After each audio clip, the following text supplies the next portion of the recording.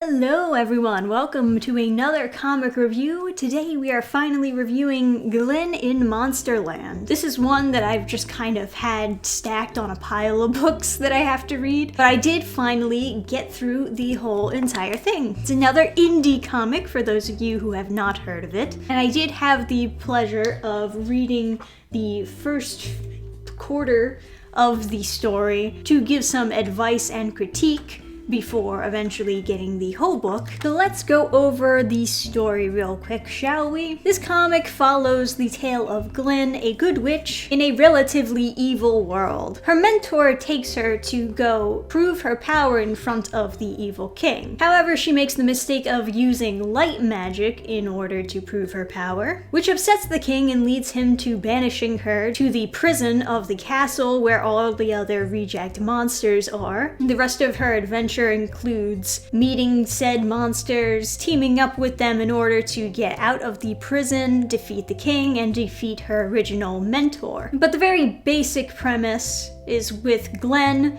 trying to be good, fighting to be good in a world that has been consumed by evil. As far as the characters that she meets along the way, you can see them on the cover already. First one she meets is an effeminate mummy who is all about fashion while ironically, being dressed in nothing but gauze wrappings. Then there is a spoiled prince who is a werewolf who transforms into a Neopet, and he transforms at the sight of a drawing of a moon, or a tapestry of a moon, rather than the actual full moon. We also have a clown who tries to actually be funny rather than scary. We have a vampire who is French and romantic towards Glyn. And then lastly, we have the Skeleton Knight character. I can already hear Fresher Luke waving his fist. I don't actually get what the Skeleton Knight character's personality is supposed to be. Because everyone else has their own wacky personality or quirk about them, and the Skeleton Knight is just I slay things, I guess. To be honest, I do feel like there was maybe one too many characters in Glyn's adventuring party, and if I were going to knock out one of them, it probably would have been the Skeleton Knight. Not just because, Forsaken Gods exists, but also because I think that he's one of the more bland characters amongst them. Like I said, everyone else has their own unique personality or quirk, and he's just the knight. It also just strikes me as odd having a party of 6 people rather than 5. It just seems more common to have a party of 5 people. I don't know if anyone else has the same problem, of course, but the text, the actual dialogue text for me, just seems quite small. Now, for the first page, it's not that bad, but for other pages, it's microscopic. And that's something I can sympathize with because I definitely get worried when I'm putting in the dialogue that it's going to be too small, and I won't notice it because I'm looking at it on the computer where I can freely zoom in and out. And while I think the art is pretty good, very cute and Disney-like, I must say you could chill a little bit with the saturation. It's just a tad brighter than it needs to be. Lastly, I will say that the panels can be a bit chaotic. Just the composition itself on the page. Sometimes my eye kind of just skips past a panel or doesn't go where the eye is supposed to go to read. So I caught myself a few times reading through this comic and having to reread a page. But now that we have critiqued the art enough, perhaps I should actually be talking about the story itself and, how it's outlined, how well it's executed, how well it's told. There are a few plot devices in here that I feel like were not fully thought through or maybe seem a little bit random in some spots. For example, the vampire character gets hit by a lightning bolt in a very comedic fashion, I might add, but he is actually supposed to be hurt, and they need to, in order to heal him, get this stone that can heal him. The spoiled werewolf character doesn't want to bother helping him because he just wants to leave the castle. So in order to tempt the werewolf character into coming back inside the castle, they say that they'll help him steal whatever treasure the king has. And I just didn't really see it built up anywhere in the comic that the werewolf character would be interested in any treasure. I guess maybe the idea that they were going for is because he's spoiled, he wants the treasure so that he can buy nice things for himself. He seems to be a lot more interested in the treasure itself rather than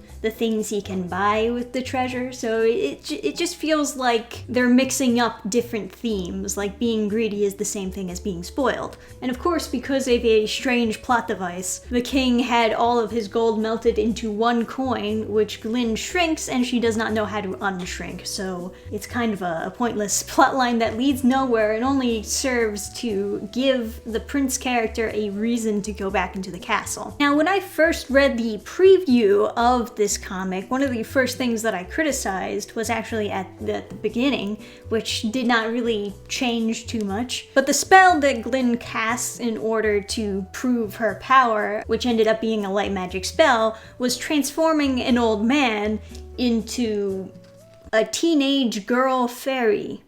Now, this is weird for a multitude of reasons. Apparently, according to the writer, he was supposed to change into a boy fairy, but because there was some miscommunication with the artist, it turned out to be a female fairy instead, and the artist was very against redrawing it, so much so that they felt as though it would just be easier to leave it that way. Which comes off as quite bizarre to me, because I haven't heard many situations where the artist has more say than the writer. And now from an artist's perspective, I would get frustrated if I misunderstood something, put all this effort into drawing it wrong, and then was told that I had to redraw it.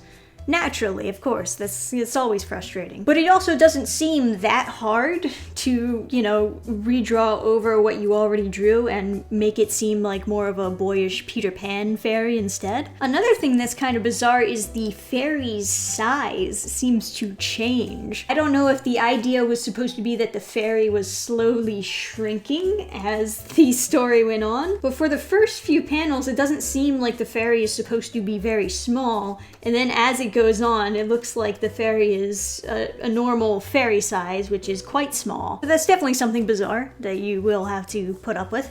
But I guess from a child's perspective, they might think that gender bending is funny, so maybe it's okay. Overall, I thought it was an okay comic. It could have benefited from being shortened a bit, maybe taken some of the excess dialogue out, maybe removed certain plot points, obviously make the text a little bigger in some pages, cool it with the saturation, a little less panels maybe would cause for less confusion on some pages. But overall, I see what they're going for, and I don't think that the ideas themselves are bad. It's obviously, very goofy and childlike, as it was made for a younger audience. So if you are interested in the comic yourself, there are links in the description. Go to those links and learn more about them and their future works. I don't know if they plan to do more of these comics, but something to keep an eye out for the future, I suppose. I didn't plan on doing this comic review so late, but things got a little bit messy as far as when I can do reviews.